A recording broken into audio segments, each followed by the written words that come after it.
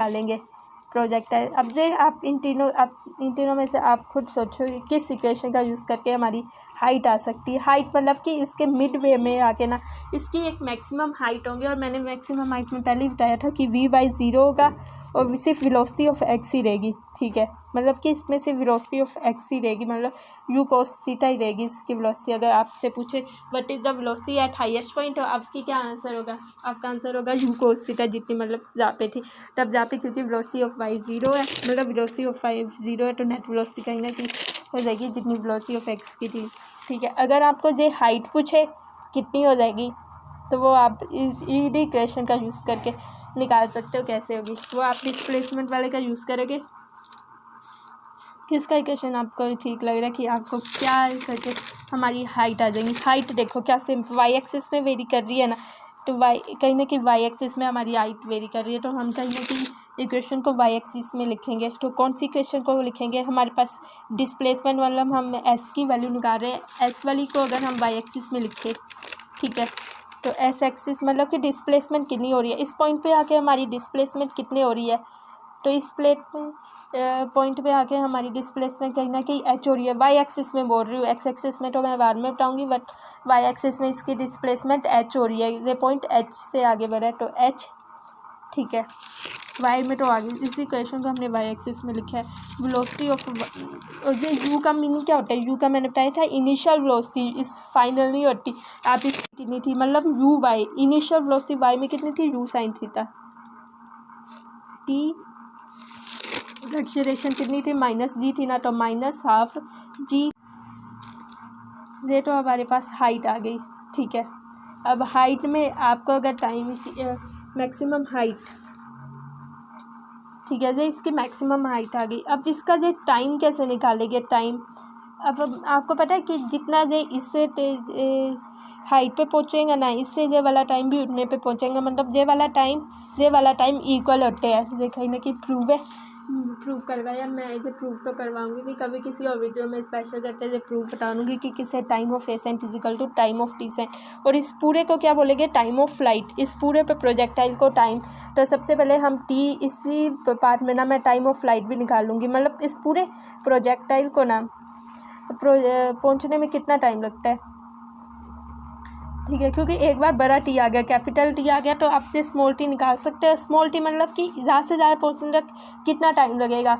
अब ये पूरा टाइम आपको एक बार इस फॉर्मूले से नेक्स्ट फॉर्मूला बताऊंगी, वो आ जाएगा, तो ये वाला टाइम भी सिंपल इसका हाफ हो जाएगा, क्योंकि ये वाला इक्वल होते हैं टाइम। यहाँ पे भी इतना टाइम लगेगा और यहाँ पे भी, ये T1 मान लो, ये T2, तो कहीं ना कहीं ये वाला टाइम प्लस ये वाला टाइम इस कैपिटल टी के बराबर हो जाएगा, और ये वाला तो इक्वल होते हैं, तो ये वाला टी हो जाएगा, वो कैपिटल टी के T/2 हो जाएगा।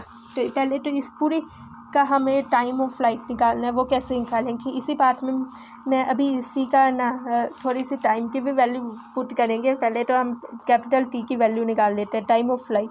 तो हम टाइम ऑफ फ्लाइट की भी हम इन्हीं इक्वेशन का यूज़ करके निकालेंगे। तो कौन सी इक्वेशन यूज़ करें टाइम ऑफ फ्लाइट के लिए हम? अब देखो, टाइम ऑफ फ्लाइट मतलब कि इस पूरी प्रोजेक्टाइल को जहाँ तक पहुँचने में कितना टाइम लगा। जहाँ से जहाँ तक पहुँच रही, जहाँ तक नहीं, जहाँ से जहाँ तक।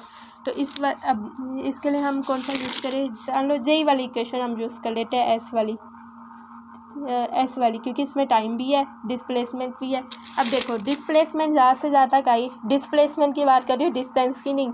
वाई एक्सिस पे देखो कितना डिस्प्लेसमेंट हो रहा है, एच बट नहीं, जहाँ से जहाँ तक तो एच हो रहा है, बट जहाँ से जहाँ तक वाई एक्सिस में देखो, distance between initial and final position 0। समझ आया कैसे? देखो, वाई एक्सिस मान लीजिए वाली एक्सिस है, पहले जे जहाँ पे था, फिर वाई में देखो जे फिर से जहाँ पे आ गया। Distance between initial and final position 0। Displacement होती है, ऐसा होती है डिस्प्लेसमेंट, ना कि डिस्टेंस। डिस्प्लेसमेंट और डिस्टेंस अलग होता है। तो हमने इस इक्वेशन को निकालने के लिए ये वाली इक्वेशन यूज़ की ना, तो ऐसे हमारा 0 आ गया इसमें। डिस्प्लेसमेंट, इस इक्वेशन को हमने वाई एक्सिस के टर्म में लिखा। ठीक है, अब यू मतलब वेलोसिटी इन वाई, इनिशियल कितनी थी velocity in y, u sine theta. फिर टी कौन सा आएगा? इस पूरे को कितना टाइम लगता है, वो उससे हमने कैपिटल टी से डिनोट कर दिया। ठीक है, और एक्सेलरेशन कितनी थी? इसकी वेलोसिटी साइड है, तो एक्सेलरेशन इसकी अपोजिट -12। हमारे पास स्मॉल टी की वैल्यू आ गई, ठीक है, पता चल गया ना स्मॉल टी और कैपिटल टी। कैपिटल टी है जहाँ से ज़्यादा कितना टाइम लगा, स्मॉल टी है जहाँ से मैक्सिमम हाइट तक कितना टाइम लगा।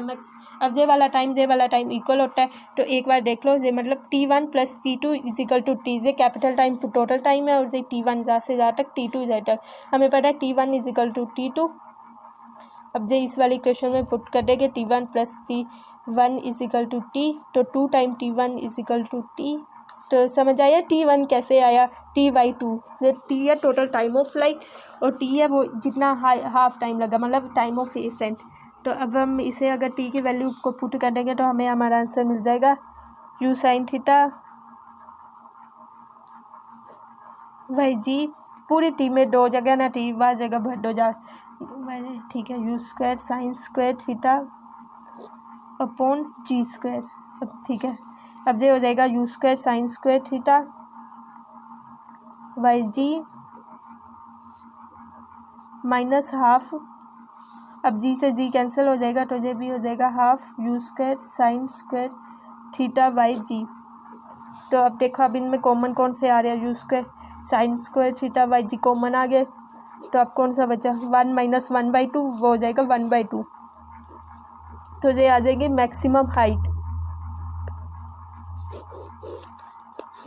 हाइट और टाइम ऑफ फ्लाइट और रेंज। हाइट और रेंज के ना आप अच्छे रंग से अगर हो सके तो याद ही कर लो, क्योंकि देखा मैक्सिमम क्वेश्चन जब पूछे जाते हैं हाइट कितनी होगी। तो ये हाइट आ गई हमारे पास सिंपल करके। अगर सिंपल देखे जाए तो इसे ऐसे भी लिख सकते हैं, ऐसे U/y का whole square upon 2g। U/y मतलब कि इनिशियल वेलोसिटी इन y अपॉन 2g। अगर आपको लर्न करना हो तो आप इसे ऐसे भी याद रख सकते हैं। एक रेंज बची है, लास्ट रेंज के याद हमने जैसे ही हाइट निकाली वैसे ही अगर हम जे वाला डिस्टेंस निकाले, वो कैसे निकालेंगे, हाइट और रेंज के आप अच्छे रंग से कर लो, वो ठीक रहेगा। ठीक है, अगर जे वाला डिस्टेंस जहाँ से जहाँ तक मतलब कि कितना दूर तक जाएगा, अगर हम किसी गेंद को ना बॉल को अगर हम किसी एंगल पर देखें तो वो कितना मैक्सिमम डिस्टेंस कवर करती है, वो कितना आ गया। ये पूरा हमारा रेंज आ गया। ठीक है, ये पूरा रेंज आ गया। ठीक है, अब इसकी वैल्यू कैसे निकालेंगे, ये सिंपल, बड़ा इजी है। ये तो हमारे पता है speed distance equal to time से कर सकते हैं। इसमें तो एक्सेलरेशन भी नहीं आएगा, एक्सेलरेशन आती है तो बड़ा ज़्यादा वो करना पड़ता है। ये सिंपल एक्स वाले तो सिंपल होते हैं। तो अब हमें मतलब डिस्टेंस करनी है और एक तो हमें डिस्टेंस करनी चाहिए और एक टाइम। तो ये वाली इक्वेशन से हम कर सकते हैं v = U + AT। नहीं, ये वाली इक्वेशन पे डिस्प्लेसमेंट आई नहीं जो हमें चाहिए थी। डिस्प्लेसमेंट किस इक्वेशन में आ रही है, इसमें, और इसमें वेलोसिटी भी आ रही है। तो कहीं ना कहीं ये वाली इक्वेशन करेंगे। ठीक है, S = UT। तो S = UT को अगर हमने x में लिखा, हमें खुद सोचता है कि हमें किस इक्वेशन को x एक्सिस में लिखना है और किस इक्वेशन को y एक्सिस में। हमने S = UT + ½ AT² का अगर x एक्सिस में लिखे, s मतलब s में कितनी डिस्प्लेसमेंट हो रही है। अब देखो s, इसे x एक्सिस मान लिया, जो 0 है, तो x एक्सिस कहाँ से कहाँ तक जा रहा है, जहाँ तक मतलब r डिस्प्लेसमेंट हो रही है। ठीक है, r मतलब हमारी रेंज। और u x एक्सिस में वेलोसिटी कितनी है, u cos θ इनिशियल। ठीक है, t टाइम आ गया, और फिर ½ a एक्सेलरेशन। तो हमें x में 0 x एक्सिस वाले तो मेरे इजी है क्योंकि इसमें यही टर्म 0 हो जा रही है। तो इसके कितने सिंपल इक्वेशन बन रही है। तो u cos θ t मतलब इससे पूरे जहाँ तक आने में कितनी डिस्टेंस है वो r है, और कितने टाइम में आ रही है, ये t टाइम में आ रही है। आप अगर इसे सिंपल स्पीड वेलोसिटी टाइम से भी देख लो तो इसका डिस्टेंस हो जाएगा वेलोसिटी इंटू टाइम डिस्टेंस, जहाँ पे क्योंकि कोई एक्सेलरेशन नहीं, अगर एक्सेलरेशन नहीं होती है तो डिस्टेंस कितना होता है, वेलोसिटी इंटू टाइम। ये तो सबसे इजी फार्मूला होता है, डिस्टेंस होता है वेलोसिटी इंटू टाइम का फार्मूला हो गया। अब ये वाला टाइम कौन सा है, ये कैपिटल टी होगा, क्योंकि जहाँ से जहाँ तक आने में ना इसे पूरा टाइम लग रहा है, मतलब time of flight capital T लग रहा है। कैपिटल टी की वैल्यू तो हमने पिछले क्वेश्चन में ही निकाली थी, कैपिटल टी। जहाँ से जहाँ तक आने में तो मान लो इसे टी छोटा टी लगेगा, मतलब T/2, जहाँ से जहाँ तक आने में इसे पूरा टी लग रहा है। तो अब टी की वैल्यू बस पुट कर दो, पिछले पार्ट में जो टी की निकाली थी, कैपिटल टी याद रखने ना, कैपिटल टी मतलब पूरा टाइम पीरियड।